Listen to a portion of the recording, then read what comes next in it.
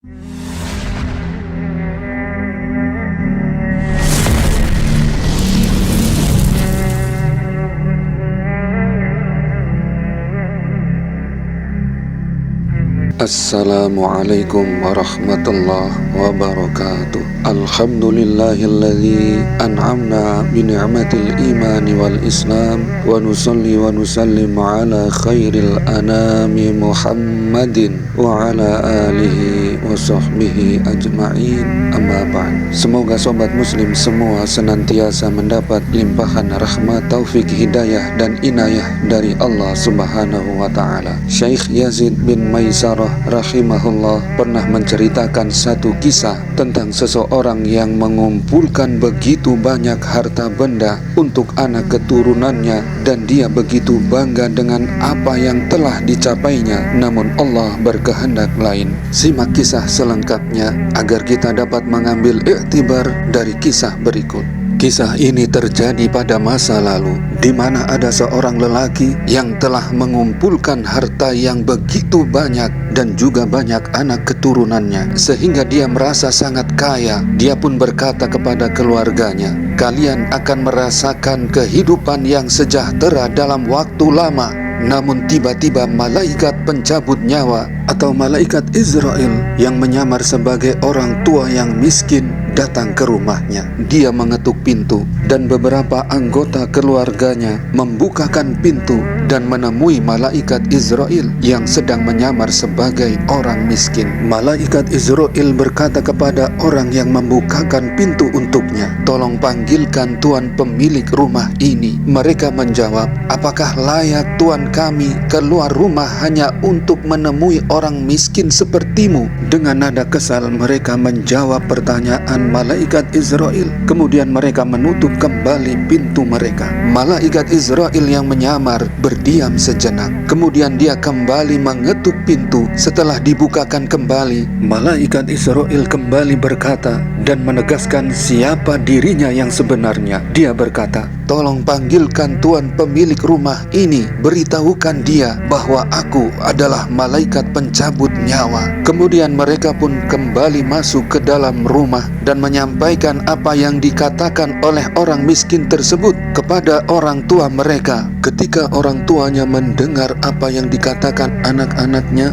bahwa orang yang datang ingin menemuinya adalah seorang malaikat pencabut nyawa, maka dia pun langsung tertunduk gelisah. Dia pun berkata kepada anak-anaknya, "Berkatalah dengan lembut kepadanya." Kemudian mereka segera mendatangi orang miskin yang ingin bertemu orang tua mereka. Mereka pun berkata, "Apakah engkau menginginkan selain Tuhan kami?" Malaikat Israel menjawab, "Tidak." Mereka pun segera menemui orang tua mereka. Kemudian orang tua mereka pun segera menemui orang miskin tersebut yang ternyata adalah malaikat pencabut nyawa. Dan malaikat Israel pun berkata, "Segeralah beri wasiat yang engkau ingin beri wasiat, karena saya akan mencabut nyawamu sebelum saya keluar rumahmu." Mendengar itu keluarganya pun berteriak histeris dan menangis. Sementara orang tua mereka berkata, "Bukalah kotak-kotak dan berangkas itu, dan buka juga tas penyimpanan harta, juga tempat penyimpanan emas dan perak."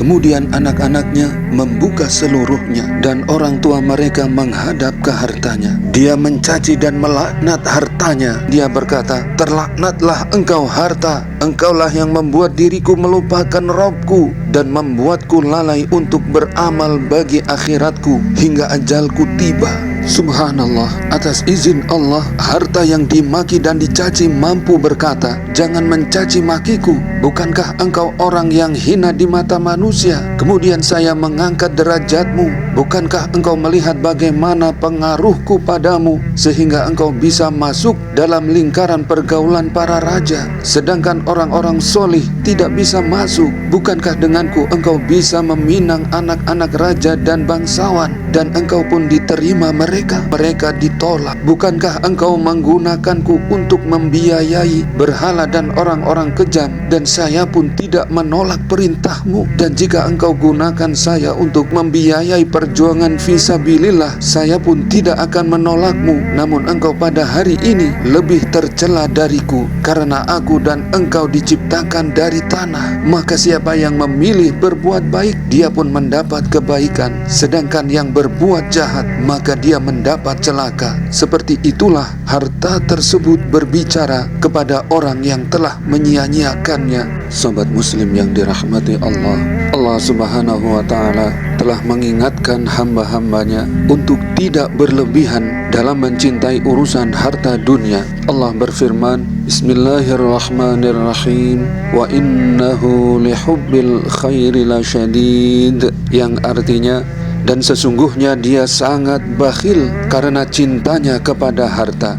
Al-Quran Surah Al-Adiyat ayat 8. Harta akan menjadi sesuatu yang baik, maka hal tersebut akan semakin banyak mengandung kebaikan apabila seseorang yang memiliki banyak harta tersebut dapat mengeluarkannya, dapat menggunakannya di jalan Allah, baik untuk membayar zakat, baik zakat fitrah maupun zakat mal, dan bersedekah untuk membantu orang yang membutuhkan pertolongannya. Namun kecintaan pada harta benda yang berlebihan dan tidak diimbangi menggunakannya di jalan Allah, maka bisa memunculkan banyak perilaku atau akhlak yang buruk, seperti menimbulkan sifat bakhil, kikir, pelit dan sebagainya, yang pada akhirnya akan menyebabkan kerugian dan penyesalan baik di dunia hingga di akhirat kelak. Berkaitan dengan mempergunakan harta di jalan Allah, Rasulullah sallallahu alaihi wasallam menjelaskan di antara keutamaan seseorang yang menggunakan hartanya di jalan Allah. Nabi bersabda, selamatkanlah diri kalian dari siksa api neraka walaupun hanya bersedekah dengan sebutir kurma. Jika kalian tidak bisa memberi sedekah sebutir kurma,